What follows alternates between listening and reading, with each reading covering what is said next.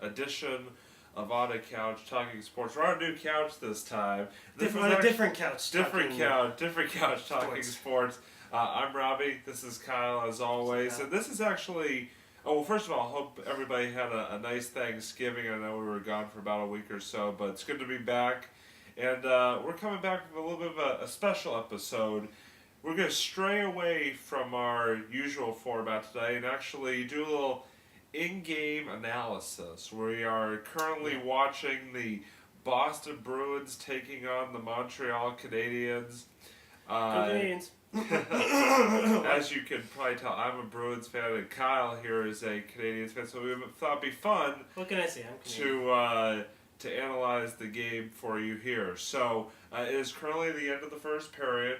The Bruins are up 1-0, and Kyle, just want to ask you, your thoughts from what we just watched of the first period.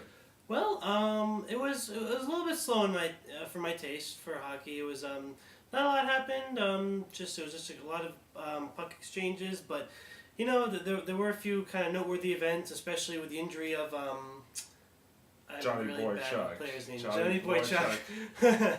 So I hope he's all right. I hope he does well. But the Bruins. I gotta say, I'll admit that was a very good goal. I mean, that was a very good goal that was a very good shot they pulled off for the first goal. I'll admit it. And talking about the Boychuk injury, obviously you never like to see that happen.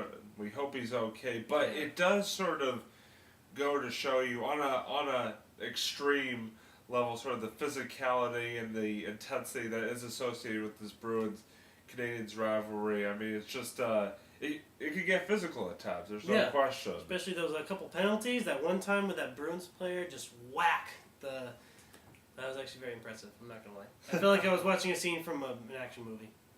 And in a 1-0 game, you always have to talk about the goaltenders, and Carey Price for Montreal and Tuukka Rask for the Bruins actually played pretty well in the first period, despite Price giving up the one goal. They are, And you wonder if goaltending is going to be a factor in this game going forward. Yeah, I mean, I don't know. Yeah, I think that. What was I going to say? Sorry, I lost my train of thought. Sorry, continue. And finally, just thoughts going into the second period. What did the Canadiens need to do to even this game up? Well, just keep playing hard. Just really go for. I mean, the goalie's doing really well so far. I do agree with that. On both sides, both goalies are doing really well this game. I think Canadiens just should just up the offense a little bit. All right. Well, there you have it. Again, after one period, it is Bruins 1, Canadiens 0. We're going to take a break, and then after the second period, we'll come back and provide some more analysis. Stay tuned.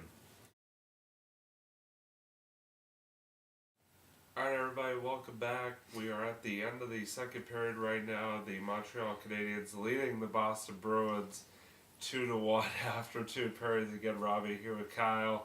Kyle, second period, the Canadiens did seem to come out with a lot of energy, and they get rewarded with 2 goals to take their first lead of the night. That's awesome. I was stoked when I saw those. Oh man, when I saw 2 goals made. I mean, I gotta say both teams. I'll give them credit. Both teams played really hard. They both, both goalies were really working it this time as well. So they, both teams really. I really felt like it was a clash of the Titans. It was a really big clash of the Titans type of battle with both of them. So just a lot more stuff going on this period, I think, and. Just a lot more exciting. So. And certainly the intensity in that second period definitely ratcheted up from the first period. And we even saw a fight between two of the players. Battle. Oh my God, I was more of a drama. That's okay. It was awesome. I love it. But definitely shows you the intensity between these two rivals. They really don't like each other. No, they don't mess around. So. And when we look at this game, it is a 2-1 hockey game, but it actually could be a lot more high scoring. But as we said before, both goaltenders playing extremely well, making some really nice saves to keep their team, both their respective teams in this game. Yeah, you're right. Right, they're just. I mean, Yep.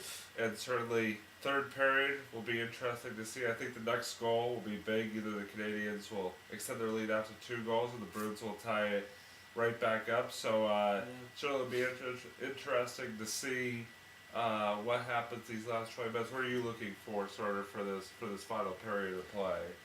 What am I looking for? I mean, I just like another exciting period like this. You know, whether Bruins or Canadians win in the end, it's just kind of fun seeing a hockey game where both teams are really like battling it out. You can tell they're both really working for this game. They both really want it. I love seeing, those are my favorite types of sports games. Whatever kind of sports I watch, I always like seeing teams really like kind of equally battling it out. That's what makes it interesting and exciting. So. Yeah. All right. Well, again, after 2 periods of play, it is the Canadiens 2, the Bruins 1. We'll be back at the end of the game to sort of wrap it up for you here on a Couch Talking Sports. See you then. All right, everyone, we are back here. It is the end of the game, and the Montreal Canadiens hang on to beat the Boston Bruins by a final score of 2-1. Kyle very enthusiastic after that win, as you can see, and Kyle, the Canadiens had to hang on because the Bruins definitely put on some good pressure there in the third period. They did. No, it was a great period. Like I said, I think they really kept it up from the second period, especially. Both teams really clashed hard, but you know what? Canes won. Yes.